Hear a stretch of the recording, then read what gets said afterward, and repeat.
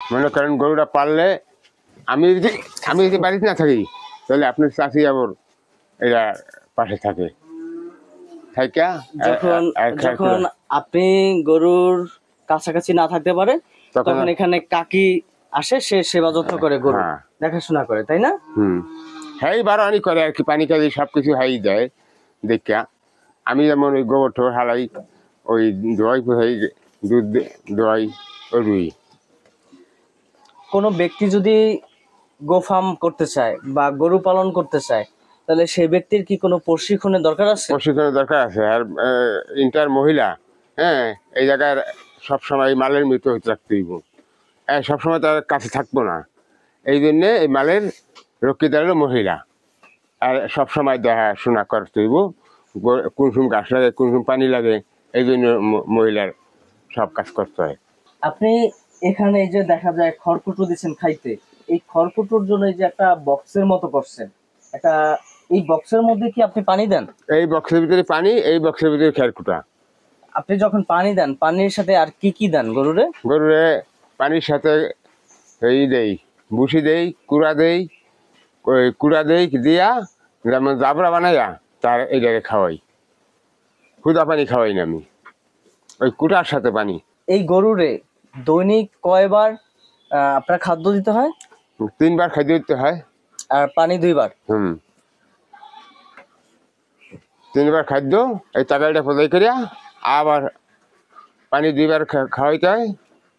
একটা গরু যদি আপনি মনে করেন অসুস্থ, তখন প্রাথমিকভাবে আপনি ওই গরুটাকে সুস্থ করার জন্য বা রোগ নির্ণয়ের জন্য, রোগ শনাক্ত করার জন্য প্রাথমিকভাবে আপনি কিভাবে কি করেন? এইটা যদি কোনো অসুবিধা দেখা যায়, তাই আগে ডাক্তার খবর দিতে হবে। ডাক্তার খবর দিয়ে দেখাইতে হইব, দেখাইলে যদি কোনো অসুবিধা না হয়, তাহলে সাধারণ মেডিসিন খাওয়াইলে চলে। আর যদি বেশি দ্বারা হয়, তাহলে ডাক্তারের মারফতে সুই মুই ইটি দেওয়া লাগে। গরু গড় যখন তৈরি করে, তখন এভাবে কি খোলামেলা রাখলে গরুর জন্য ভালো হয়? বাতাস থাকলে গরুর জন্য ভালো হয়, গরুর গাও গরম। গরুর ঘরের ভিতর যে দুর্গন্ধটা থাকে সেটা সহজে বের হয়ে যেতে পারে, গরুর রোগবালাই কম হয়, এবং বাতাস লাগলে গরু সুস্থ সাবলীল থাকে, তাই না? যারা গরু ফার্ম করতে চায় বা গো ফার্ম করতে চায়, তাদের ঘর করার জন্য এভাবে আপনার এই ঘরটা তারা ফলো করতে পারে? এরকম ফলো করে নিতে পারে, অসুবিধা নাই। কিভাবে উঠাইতে হবে, কিরকম রাখতে হবে সুন্দর। আমাদের সূর্যোদয় বাংলা মিডিয়ার দর্শকদের উদ্দেশ্যে আপনার যদি কিছু বলার থাকে, তাহলে আপনি বলেন।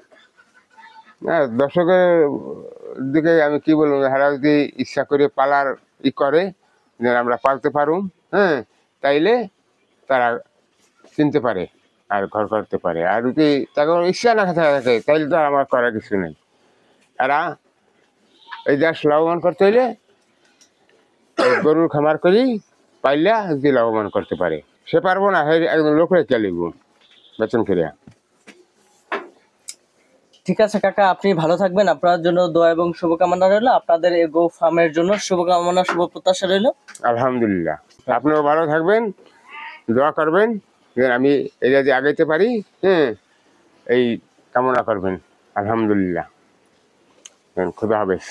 সম্মানিত দর্শক শ্রোতা, আপনারা যারা গো ফার্ম করতে চান, তারা এই ভিডিওটি ফলো করতে পারেন, অথবা আপনাদের এলাকার পশু দপ্তরে যোগাযোগ করতে পারেন, আমাদের সূর্যোদয় বাংলা মিডিয়ার সাথে যোগাযোগ করতে পারেন। সম্মানিত দর্শক শ্রোতা, ভালো থাকুন, ভালো রাখুন চারপাশের সকলকে। সূর্যোদয় বাংলা মিডিয়ার সাথে থাকুন, পাশেই থাকুন।